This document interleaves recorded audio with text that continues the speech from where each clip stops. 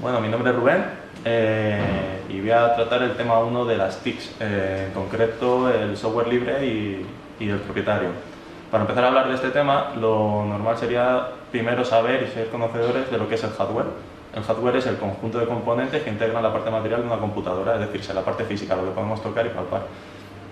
En segundo lugar, también es una definición de la RAE, igual que el hardware. El software es un conjunto de programas, instrucciones y reglas informáticas para ejecutar ciertas tareas en una computadora. Es decir, es la parte que no vemos, en donde en el ordenador vemos la pantalla, todos los programas que se están ejecutando, tanto la ventana de internet o cualquier otro programa que podamos instalar y poder ejecutar. En cuanto al software libre, podemos diferenciar, si no me equivoco, hasta un total de 7 tipos de software. Tenemos por un lado el software libre, que es uno de los que nos importa y que vamos a tratar, y el software es que respeta la libertad de los usuarios y la comunidad. A grandes rasgos significa que los usuarios tienen la libertad de ejecutar, copiar, distribuir, estudiar, modificar y mejorar el software.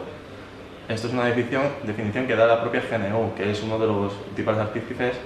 de la creación del software libre, que se dio a raíz del software propietario, como hacer referencia a que todo el mundo tenía derecho a tener un software libre de calidad y sin coste o coste bajo o mínimo.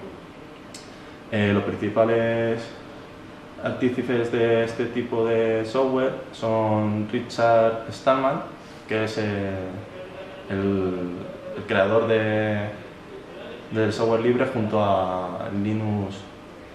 Torvalds. Entre estos dos cogen y crean el software libre, que lleva por nombre GNU/Linux, el nombre de Linus Torvalds, que fue el principal, por su gran trabajo se le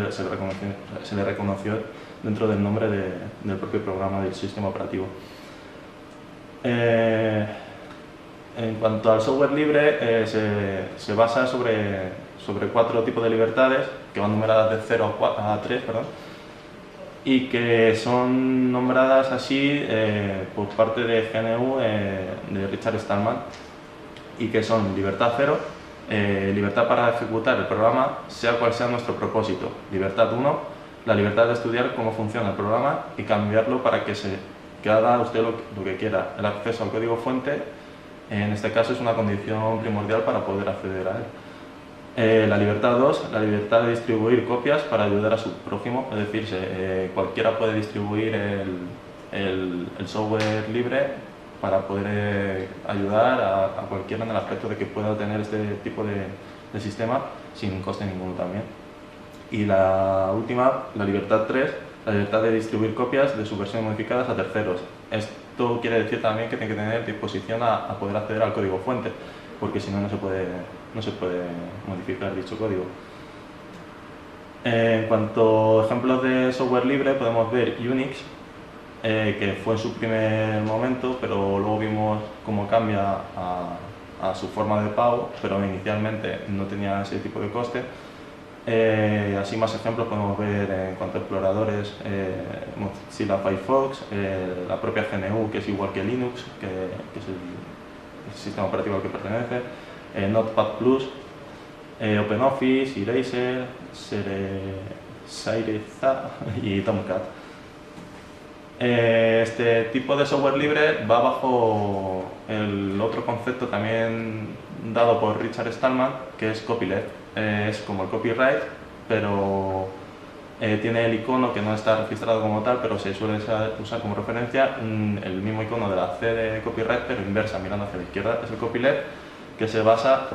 en que nadie puede añadirle trabas o limitaciones a ese tipo de software para poder asegurar la continuidad de ese software libre y que no pueda limitarse a nadie. Podemos ver por siguiente el software propietario. Esto pues va totalmente en la contra del software libre, es decir, para poder optar a un software propietario tienes que amoldarte a tu programa que tienes instalado, porque va en contra de las cuatro reglas del software libre, que no tienen libertad ni de distribución ni de modificación, y si queremos modificar este tipo de software tenemos que pagar una alta suma de dinero a los propietarios y se amoldarían a nuestras disposiciones. Esto normalmente son hacer empresas grandes para poder amoldarse a su función de trabajo y no a la inversa. Tipos de software propietario. En primer lugar vemos que los dos principales que podemos ver en el mercado son los Mac de Apple o los Windows de Microsoft. Más ejemplos así de software propietario podríamos estar hablando, como ya hemos dicho, de Mac y Windows. En cuanto a sistemas de protección de virus y software malicioso, tenemos el Norton,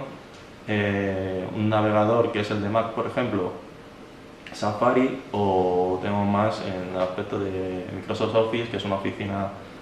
virtual en cuanto a trabajo de hojas de cálculo y demás. Tenemos también Java, Adobe, que contiene un montón de posibilidades de cuanto a efectos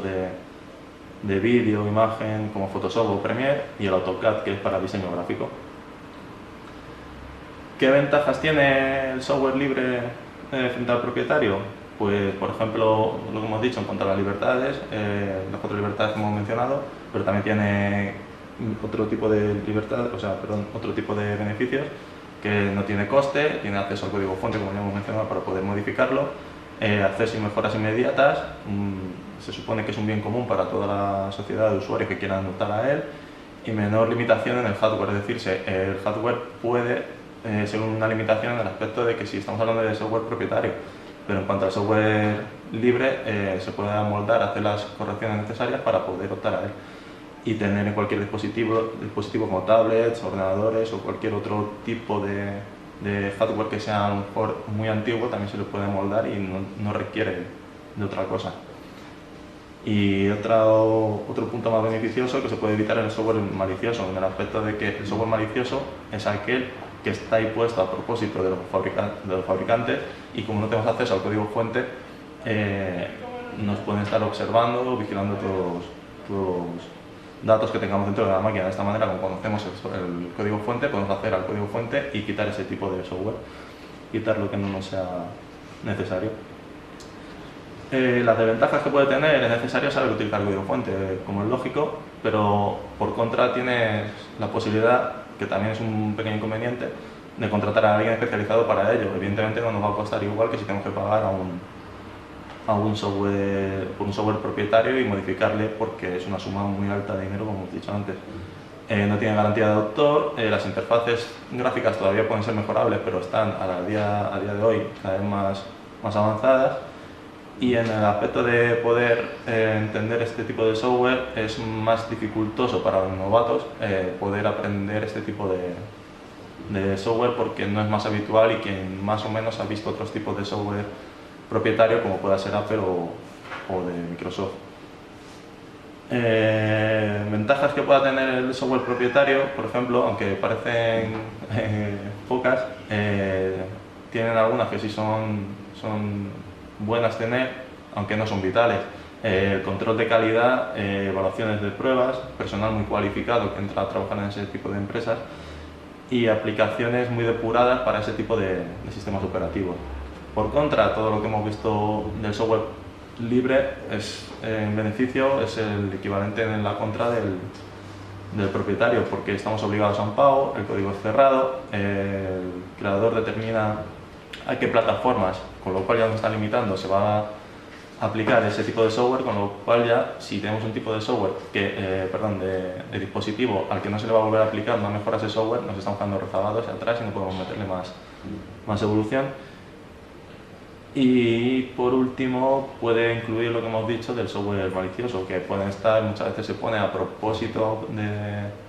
de las empresas que fabrican este software para tener acceso a datos de cierta sensibilidad para poder comercializar con ellos después. Por tanto, ¿qué software podemos elegir? Pues, aunque hemos visto que tienen cosas buenas y cosas malas, en nuestro parecer podemos decir que el software libre nos ofrece mayor mayor libertad a la hora de poder obtener un software competente, porque el software es competente, lo único que tenemos que saber y ser conocedores es del código fuente, pero a día de hoy es muy fácil obtener tutoriales en la red, la cual se basa, por cierto, en una gran mayoría de software libre, que gracias a esto ha tenido la gran evolución que ha habido en Internet en estos pocos años, y por tanto creemos que el software libre puede estar un paso más adelante a pesar de la gran monopolio que tienen las empresas como Apple y Microsoft.